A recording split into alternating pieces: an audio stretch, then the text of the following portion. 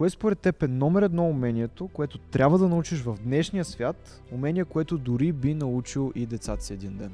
Да могат да говорят, защото ако могат да говориш и да се изразяваш, мога да правиш всичко. Разкажи ми малко повече. Когато умееш да говориш, ти не просто казваш думи, ти създаваш една енергия, една връзка с отсрещния човек или отсрещните хора. Ти ги вкарваш в твоя свят, в твоята призма на нещата и можеш да им продадеш първо всичко, да ги убедиш във всичко, да ги накараш да повярват в твоята идея и да те следват.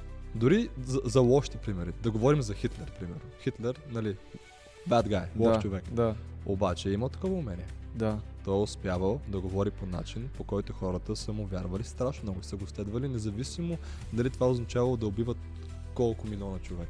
Смятай каква сила се съдържа в това да мога да убеждаваш да говориш. Ако ти си готов да инвестираш в себе си и да започнеш твой онлайн бизнес, но си мислиш, че ти трябва опит и голям капитал, тази общност ще ти промени живота. Кликаш линка в биото, избираш общност и буквално за 30 дни ще стартираш онлайн бизнес с хора като тебе и ментори, които са генерирали милиони. Номер едно общността в България.